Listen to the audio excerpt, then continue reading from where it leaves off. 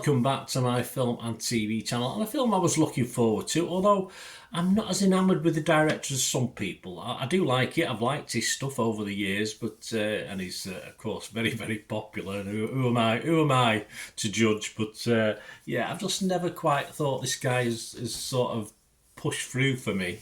Some great stuff, and it seems a strange thing to say because we're talking, of course, the director, the producer, the writer, Steve McQueen.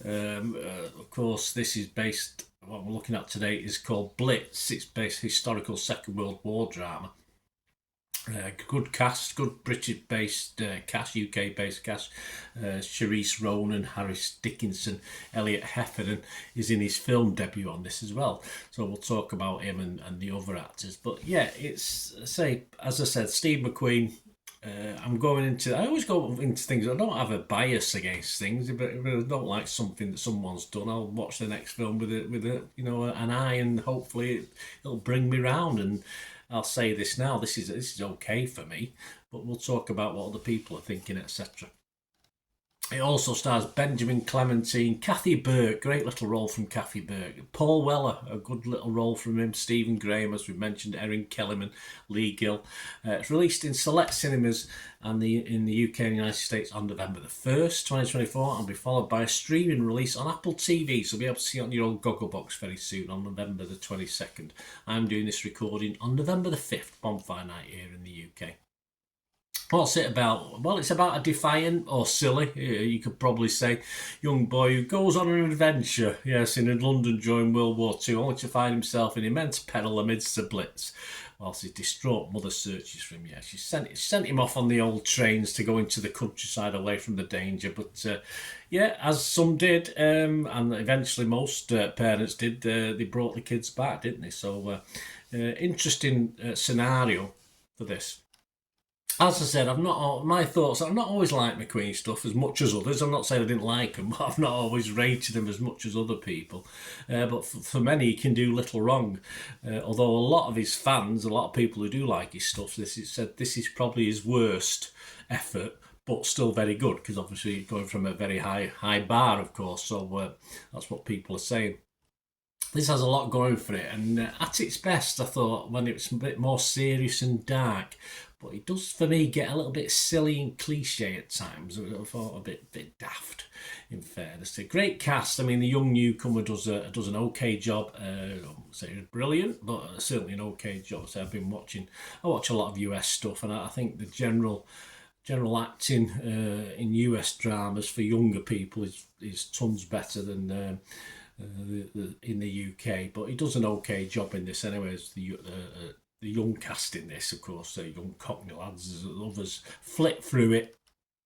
For me, it's a little bit like Hope and Glory, which is one of my favourite World War II sort of films of this style, if you like, without the humour. It doesn't really have the humour of Hope and Glory. And there's an interesting mix of characters. Even a modern-day Fagin, played by Stephen Graham, as of course, and Kathy Burke's involved there as well. As McQueen does a pretty good modern-day rip-off of Dickens in this one, which is okay, but again, as I said, just took away the darkness, a little bit of the darkness for me.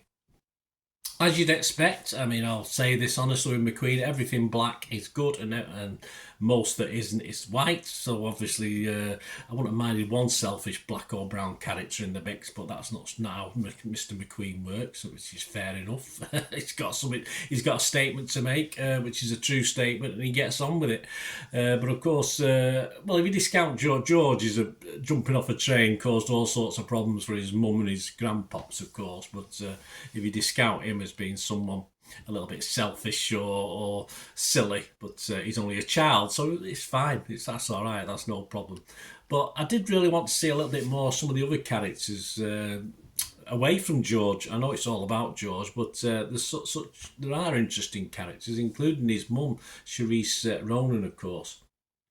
And it's like when her son goes missing. There's one great scene, but then it there's no real edginess and tension to it. He doesn't really concentrate on her so much, looking for her son. It all seems a little bit in the background, and there's lots of characters. As I said, mostly passing through that weren't really explored, which is fair enough. You got a 2-hour film, etc. So you only got so much time. I just really want to see more of the other characters rather than George in this.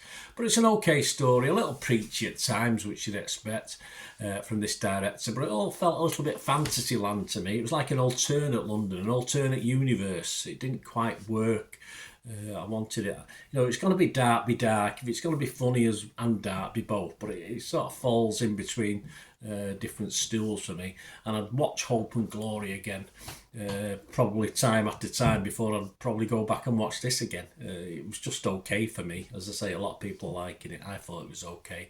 I will be fresh on Rotten Tomatoes. I'm going to be positive on Metacritic, and I'll give this a 6 out of 10, which is just my watchable score.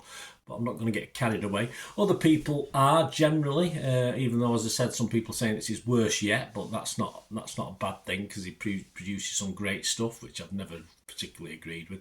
76% of 85 Rotten Tomato critics were positive, and it got a 7.2 out of 10, so a bit higher than me. 65 were fresh, but there's a chunk of rotten. There was 20 rotten, so not universally liked. The consensus of the website said a surprisingly old-fashioned tale of survival from director Steve McQueen. Blitz's examination of British society under wartime is given a beating heart by Elliot Heffernan and Charisse Ronan's lovely performances. Yeah, as I said, I don't think Charisse was given too much free rein in this. Metacritic, 38 critics, 24 were positive, but 13 were mixed, which is fair enough. 1 was negative, and it got 71 out of 100.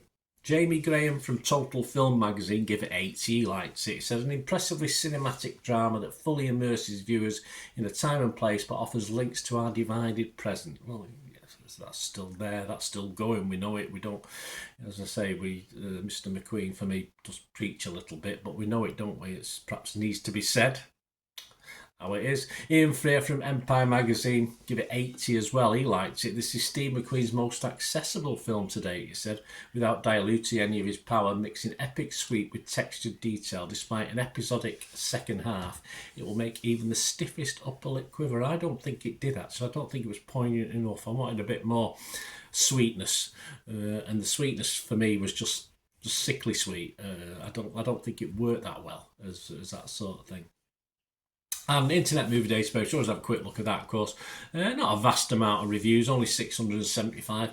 And it's getting, yes, it's not much more than me, actually. It's getting a 6.5 out of 10. So, as I said, not universally acclaimed, this one, and definitely not his best, and that's according to fans of Mr. McQueen. But as I say, I'll watch his next film with interest. But as I say, I don't hold any sort of hangover from watching a film and thinking about it. I just thought this could have been a little bit better. Let me know what you think, guys, if you get to watch this anyway. And please, if you like what I try and do, just give us a like, guys. Smash that like button. That'd be absolutely wonderful. And of course, if you do check through the channel for my other stuff, I do football stuff as well. So if you're any interested in that, please check that out. Or you know someone who likes my football team, Manchester City, please point them in my direction. I'll be very grateful. And we do have sponsors and memberships at the moment to help support the channel if you're that way inclined, or just watch an ad or two. That'll help me out as well. But please stay tuned for more ways of supporting the channel. Right, a quick shout out before we go for my sponsors at the moment. Piat6505, they've got a little eBay shop, and they sell movie posters from the 1990s and 2000s. Some great films, some great actors. So please check the link in the comments section below, and you'll go straight to the shop. I dispatch everything between 24 and 48 hours. So if you see anything there, you want to order it, you can also mention my name. I mean, they are sponsoring me, so I do my little deal as well, so you can get 10% off if you buy anything. Just mention me, so say Bernard sent you, and they'll give you a 10% reduction on your order price. My thanks to Piat6505. If you're interested in sponsoring the channel yourselves, guys, supporting the channel by sponsorship, just let me know. My socials are on screen there, so just contact me about that, and we can have a chat.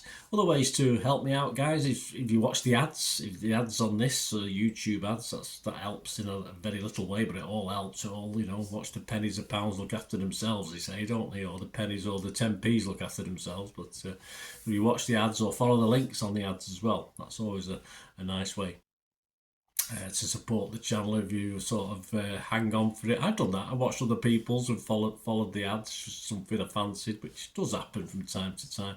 Of course, you can support me by pushing that subscribe button as mentioned earlier, and that's of course pressing the button so you know when these vlogs are coming out. And of course, I'm always interested in your opinions, and of course, if you can give us a like, that'd be wonderful as well. So thanks for watching, guys.